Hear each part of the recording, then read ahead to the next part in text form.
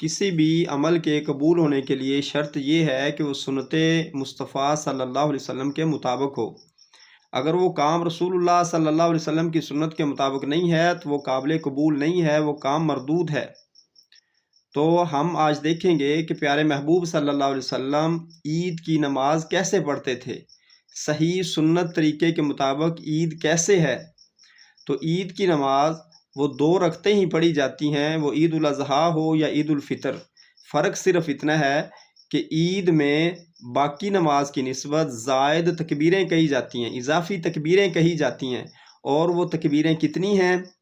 उम्मुल मोमिनीन सैयदा आयशा रज़ी अल्लाह तआला अन्हा से रिवायत है, वो बयान करती हैं कि काना रसूलुल्लाह सल्लल्लाहु अलैहि वसल्लम युकब्बिरु फ़िल फ़ित्री वल अज़हा।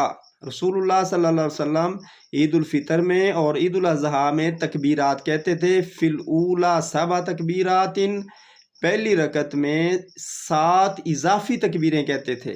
वफ़ी सानियति खमसन, और दूसरी रकत में 5 इजाफ़ी तकबीरें कहते थे। यानी जब हमने नमाज शुरू करनी है, अल्लाहु अकबर कहकर सीने पर हाथ बांध के खड़ा हो जाना है, फिर सना सुबहानकल्लाह दुआ इस्तिफ्ताह पढ़नी है। उसके बाद हमने 7 तकबीरें कहनी है। खड़े खड़े हाथ उठाएंगे, अल्लाहु अकबर कहकर सीने पर हाथ बांध लेंगे। इसी तरह सूरत फातिहा से पहले पहले पहली रकत में 7 इजाफ़ी तकबीरें कहेंगे।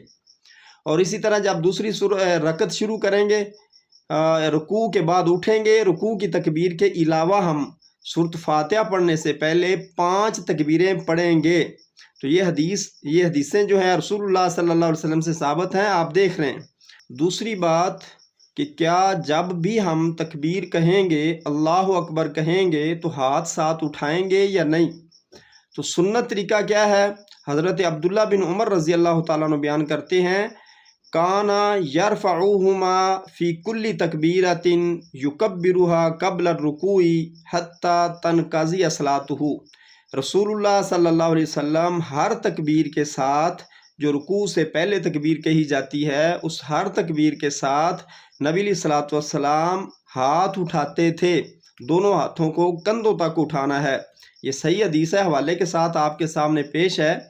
यानी पहली रकत में 7 तकबीरें कहेंगे, सातों के साथ अल्लाहु अकबर कहते हुए हाथ भी कंधों तक उठाएंगे।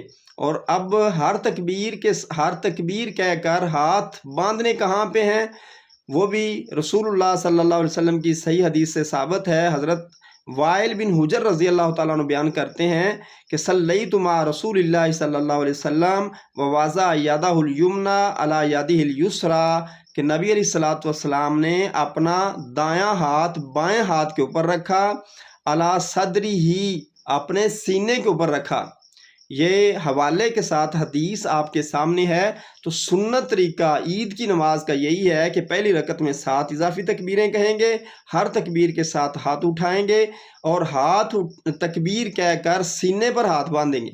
इसी तरह दूसरी रकत में पहली रुकू वाली तकबीर के बाद 5 इजाफ़ी तकबीरें कहेंगे और उसी तरह हर तकबीर के साथ रफ़ुल यदैन करेंगे और हर तकबीर कहकर हाथ सीने पर बांधेंगे।